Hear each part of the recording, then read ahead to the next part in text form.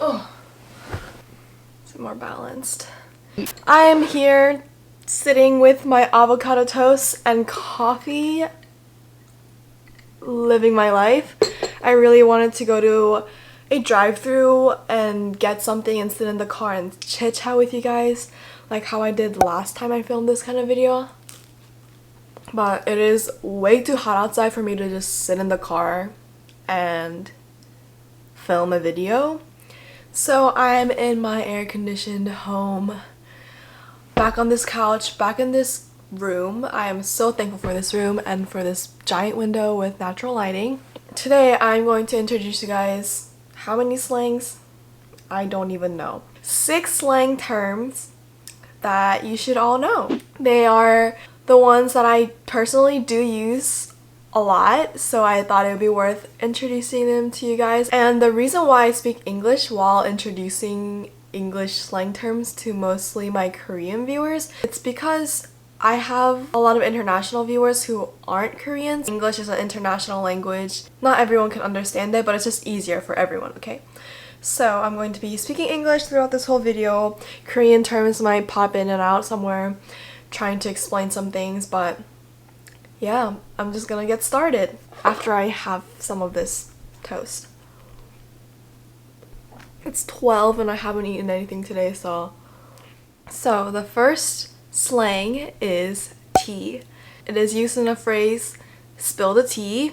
Tea is something we drink, but it also means gossip or interesting news or something that people are talking about. If something happens with your best friend and your best friend's friend and you're trying to figure out what happened, instead of asking what happened, you can ask what's the tea or spill the tea. The second term is stan, S-T-A-N. This is like a fangirl, fanboy term used a lot among fans. Stan basically means to wholeheartedly support or to, yeah, just give it all and support. So when someone says, I stan BTS, you can tell that they are a huge fan of BTS. But this term is not only used for celebrities, it can be anything, an idea, a clothing piece, food. Yeah, it can really be used to express your love for anything. The next term is bread, B-R-E-A-D. Bread basically means money, but among students, I think it's more used as like good grades or just good outcomes. Usually the slang bread is used in a sentence or a phrase like, let's get this bread, or go get that bread.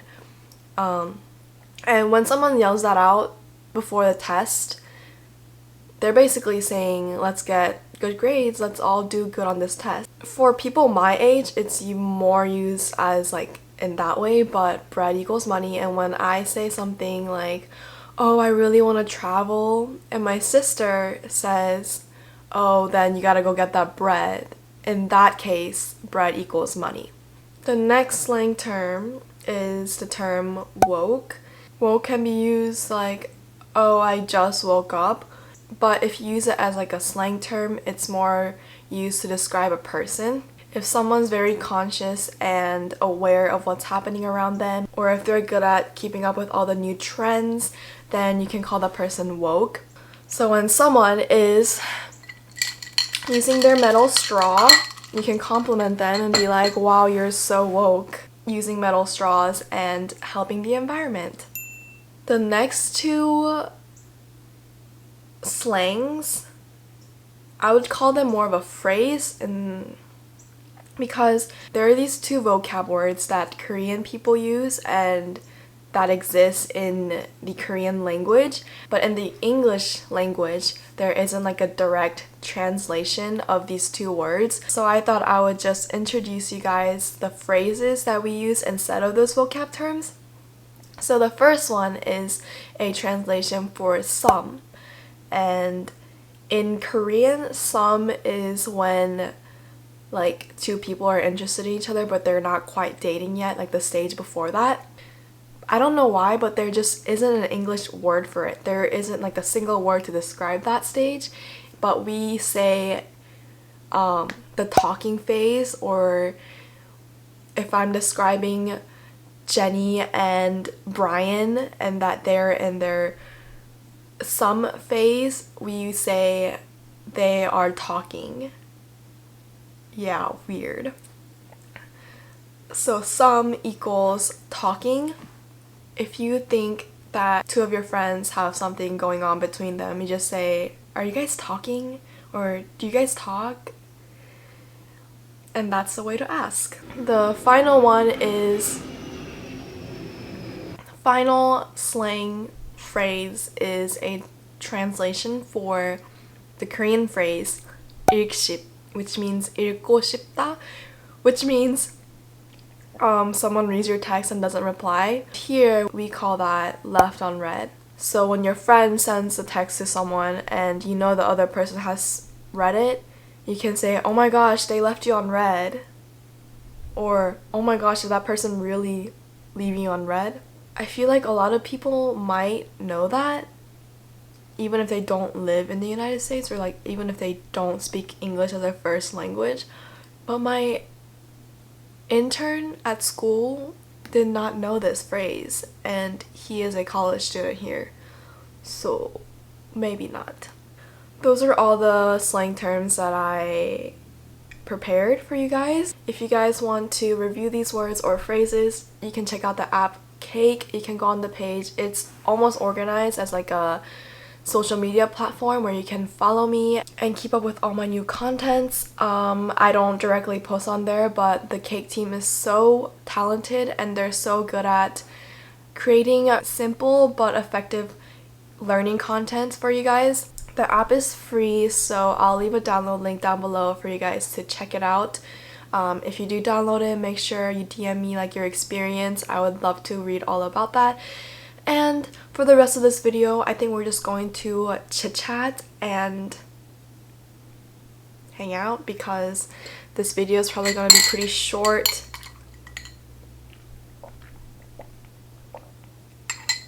And I don't want this video to be like super boring.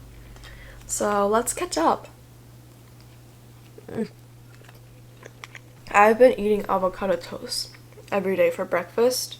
Surprisingly, I'm not sick of them yet.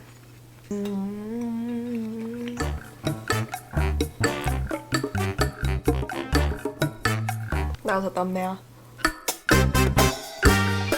If I could become friends with like a group, like a K-pop group, I would definitely choose ITZY. They're just so much fun. I even watch Idol Room for them, and I never watch shows like that unless I really like the group, so that really says a lot about it. And Idol Room was so fun. Their episode was so fun. I laughed so hard watching it. If you guys like ITZY, you guys should definitely go check it out. Also, an update with my college stuff. I've been wanting to go to a film major for like past year or two, but I don't think I'm going to apply just because I feel like most people going to film major wanting to become a Hollywood movie director or a movie director of some sort, but that's not me. I just like filming and editing and making videos, and I feel like making videos is something that I can always do as a side thing, and I would rather get a degree on something and then do videos and YouTube as for fun. To be honest, I really don't know. I'm taking a gap semester by graduating early, but I still have to apply for colleges and write my essays. Also, while I am taking my gap semester, I'm probably going to be in Korea, and I can't wait because I really want to organize like meetups or just events where I can meet you guys and talk to you guys and hang out in person. I can't wait to go back to Korea, be reunited with all the good food there, and have the experience of living in Korea. even if it's for like a few months, because once I start college, I don't think I'll ever be able to live in Korea for like more than a month or two. So since I have like 8 months of freedom after this December when I graduate, I really want to travel. I really want to travel more of Europe and some other Asian countries, and also experience living in Korea. I think that's gonna be so fun, and I hope you guys are excited for that too. Anyways, I think that's it for the chit chat session. Oh my gosh, I can't talk. I think that is it for today's chit chat session. I have a lot of things to do today, so I'm going to end this video here. I'm gonna go edit and study and go on with my day. I hope you guys enjoyed watching this video. If you did, please give it a thumbs up. It would mean a lot to me, and subscribe if you have not already. If you really like my videos, turn the notification bell so you get notified every time I post. I'll see you guys in my next video. Thank you guys so much. Bye.